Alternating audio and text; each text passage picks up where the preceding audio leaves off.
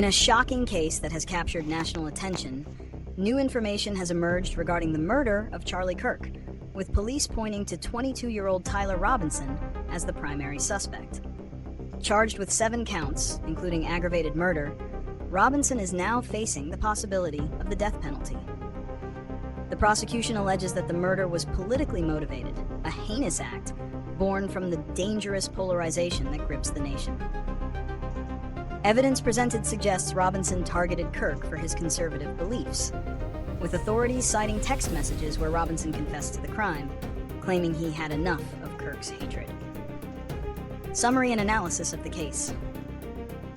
The case against Tyler Robinson is built on a foundation of compelling evidence. Following the shooting, Robinson's own mother helped identify him from a suspect photo, a tragic act that led to his swift apprehension. DNA evidence found on the murder weapon, a towel used to wrap it, and spent cartridges was matched to Robinson. Furthermore, text messages recovered from his phone allegedly contain a chilling confession and reveal a clear motive rooted in political animosity. According to his mother, Robinson had recently become more political and leaned more to the left, an ideological shift that reportedly led to significant conflict with his father, described as a diehard maga supporter. This ideological chasm, exacerbated by Robinson's relationship with a transgender individual, appears to have been the tinderbox for the crime. The analysis of this case goes beyond the criminal act itself.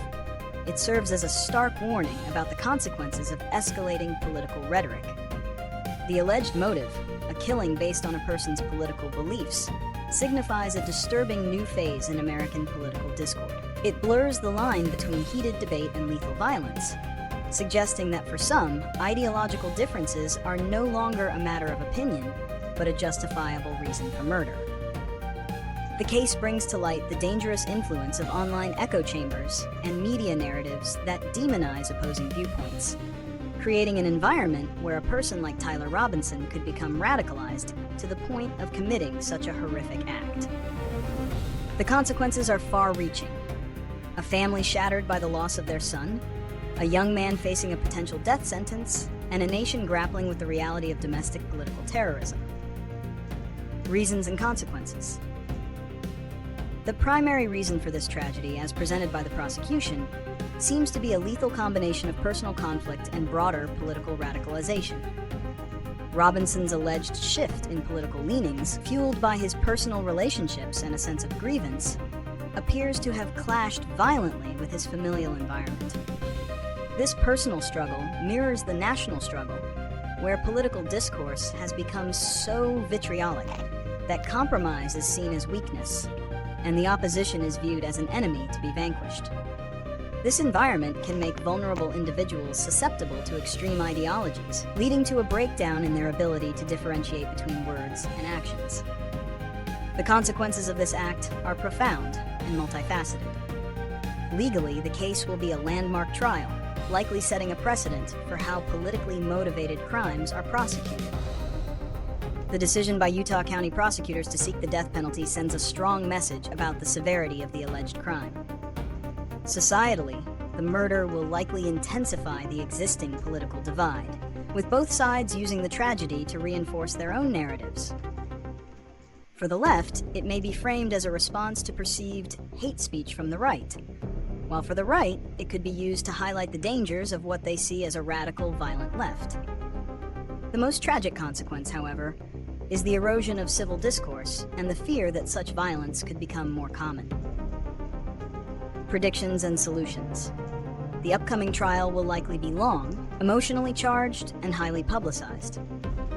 The prosecution's case appears robust, with a clear motive, direct confession, and strong forensic evidence.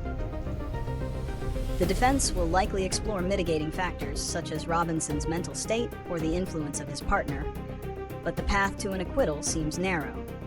It is highly probable that Robinson will be found guilty, and the legal battle will then shift to the sentencing phase, where the death penalty will be the central point of contention.